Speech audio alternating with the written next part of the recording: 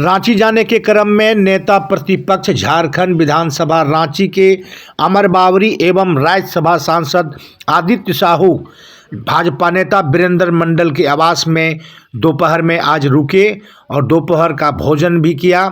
मैं बता दूं कि दोनों नेताओं को जोरदार ढंग से भाजपाइयों ने स्वागत किया। प्रेस वार्ता के दौरान दोनों नेताओं ने कांग्रेस और झारखंड मुक्ति मोर्चा पर निशाना साधा है। आप देखिए यूके जामत्रा लाइव में।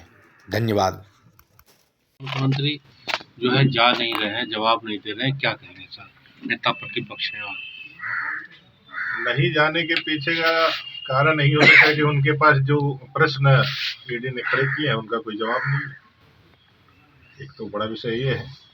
दूसरा विषय यह है कि एक संवैधानिक पद पर बैठा हुआ व्यक्ति जिसने पद और गोपनीयता की शपथ ली हो, जिसने संविधान की रक्षा का शपथ किया हो, अगर वही संविधान को नहीं माने, कानून को नहीं माने, तो ये अराजक स्थिति हो जाती है। अगर वही कानून को तोड़ेंगे, नियमों को तोड़ेंगे, तो नीचे हजारों लाखों जो झारखंड के नागरिक हैं उनमें भी भावना आएगा कि भाई कानून का उल्लंघन करने से कुछ नहीं होने वाला है।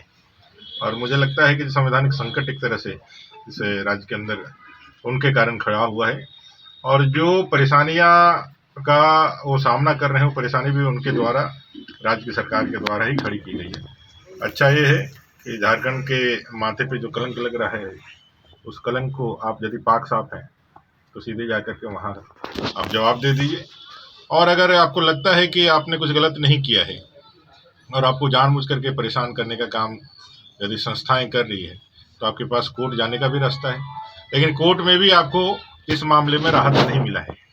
तो ये साफ जाहिर है कि आप ईडी के सम्मन का जवाब दीजिए। और जो एक नैरेटिव आप बनाने का कोशिश कर रहे हैं कि भाई हम सही हैं, बाकी हम पे दबाव बनाया जा रहा है, तो गलत विषय है। सभी लोग गलत हों और आप ही सही हो, ये नहीं हो सकता है। आपने जो किया है उसका जवाब आपको देना चाहिए।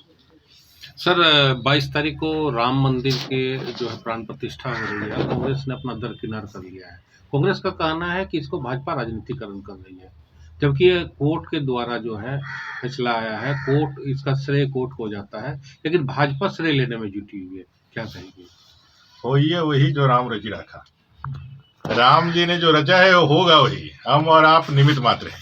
अगर राम जी ने यह रच के रखा है कि कलयुग में नरेंद्र दामोदर दास मोदी वो हमारे जो है गर्भगृह में 500 साल के लंबे संघर्ष के बाद जो हमारा बाल स्वरूप होगा उसको विराजमान करने का निमित्त बनेंगे, तो इसमें किसी को कोई परेशानी नहीं होनी चाहिए। कांग्रेसियों का जहाँ तक सवाल है, तो जिन्होंने राम के अस्तित्व पे ही सवाल उठाया है, जिन्होंने कोर्ट में जाकर के एफिडेविट दिया सरकार के माध्यम से कि राम काल्पनिक कथा है, और आज वो राम मंदिर के नाम पे और उसके निमंत्रण के नाम पे हाय तौबा मचा रहे हैं। असल में यह है कि वोट बैंक और तुष्टिकरण की राजनीति में वो इतने उसमें दलदल में धंस चुके हैं कि उससे उबर पाना उनके लिए अब आसान चीजें नहीं रही है। तो कुल मिलाकर अगर देखें तो कार सेवकों पे गोली चलाना हो, चाहे राम मंदिर के मामले पे इतने दिन अटकाना हो, इस देश के प्रधानमंत्री बनने का सौभाग्य कांग्रेस को सबसे ज्यादा बार मिला था। अगर राम के प्रति उनमें थोड़ी भी चेतना रहती, राम के प्रति थोड़ा भी समर्पण रहता है, इसे सनातन संस्कृति के प्रति उनका थोड़ा भी प्यार रहता, तो ये सौभाग्य जो आदरणीय मोदी जी को मिल रहा है ये उनको मिल पाता।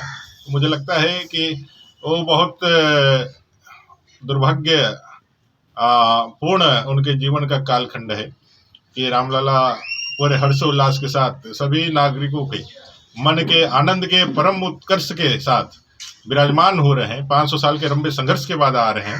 त्रेता युग में 14 वर्ष का वनवास हुआ था और जब वापस लौटे थे रावण का वध करके, लंका जय करके, तो पूरे अवधपुरी ने दीप जला करके रामलला का स्वागत किया था, माता सीता, जानकी का, भक्त हनुमान का और भ्राता लक्ष्मण का। और तब से अब तक त्रेता युग से चालू प्रारंभ की गई परंपरा को अब तक हम लोग आज मनाते हैं, कलयुग में दिवाली मनाते हैं। अब तो 500 सालों के बाद रामलला अपने गर्भगृह में विराजमान हो रहे हैं, तो बड़ी दिवाली होगी, बहुत आनंद आएगा और पूरा देश, पूरा नागरिक है। अब कांग्रेस क्या कहता है ये उनका व्यक्तिगत विषय है, उनके राजनीतिक विषय है, लेकिन कांग्रेस के घर में रहने वाले लोग, उनके गाड़ी चलाने वाले लोग, उनके वोटर आज पार्टी भी छोड़ रहे हैं और वो कह भी रहे हैं कि जो कांग्रेस का जो है ना विनाश काले विपरीत बुद्धि का समय है और ये कांग्रेस का अब पूर्णतः उन्मूलन का समय आ गया है।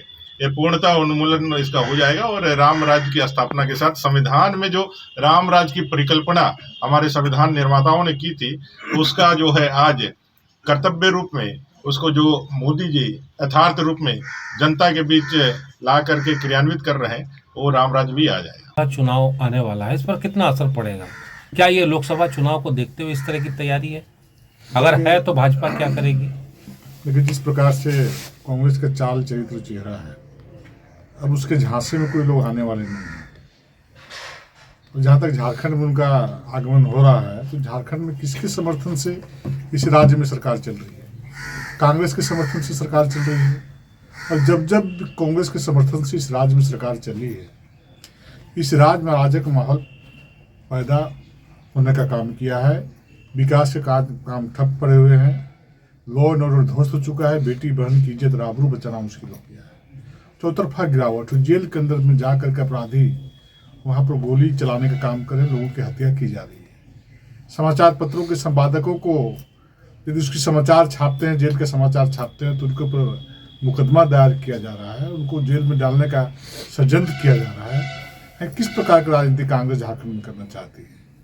कांग्रेस में थोड़ी सी नैतिकता होती तो झारखंड मुक्ति मोर्चा से समर्थन वापस लेकर के इस राज्य में विकास की राजनीति करती। लेकिन कांग्रेस पार्टी कमाने खाने वाली पार्टी है, परिवारवादी पार्टी है, वंशवादी पार्टी है। ये सिर्फ गरीब की गाड़ी कमाई को लूट करके अपने तिजोरी भरने वाले लोग हैं। देश आज़ाद हुए आज 76 वर्ष हो गए। आखिर इतने लंबे काल खंड तक कांग्रेस पार्टी से देश में शासन किया और 9.5 वर्ष में एक तरफ आप 65 साल को देखिए, एक तरफ 9.5 वर्ष देखिए, जमीन और आसमान का अंतर दिखेगा। आज पहली बार गांव गरीब किसान मजदूर को ऐसा महसूस हो रहा है कि गरीब बाप का बेटा, एक गरीब व्यक्ति देश का बागडोर संभाला है तो गरीब की चिंता कर रहा है और गरीब के लिए कल्याणकारी योजनाएं चलाने का काम कर रहा है। देश आज़ाद होने के बाद अनेक प्रकार की कल्याणकारी योजनाएं गांव के लोगों को मिल रहा है। मैं तो समझता हूं कि देश के अंदर कोई भी ऐसा दरवाजा नहीं है जो दरवाजे तक आदरणीय नरेंद्र मोदी जी के कल्याणकारी योजनाओं के माध्यम से दस्तक न दिया हो। कोई भी ऐसा घर नहीं है, किसी न किसी योजना से, शहर हो चाहे देहात हो, गाँव हो चाहे पगडंडी हो, वहाँ पर कल्याणकारी योजना पहुँचाने का काम आदरणीय नरेंद्र मोदी जी ने किया है। देश के गांव गरीब किसान मजदूर शोषित वंचित सभी समाज के लोग, सभी वर्ग के लोग दिल से आशीर्वाद और दुआ देने का काम भारतीय जनता पार्टी को, नरेंद्र मोदी को करने का काम कर रहे हैं। कांग्रेस पार्टी के नेता राहुल गांधी जी का झारखंड आने पर कोई असर नहीं पड़ेगा। कांग्रेस के लोग यहाँ पर, कांग्रेस को लोगों ने यहाँ पर नकारने का काम किया है और आगे भी नकारने का काम किया है। ये झूठे वादे, झूठे घोषणा करने वाले लोग हैं, इनके झांसे में फिर कोई आने वाला नहीं।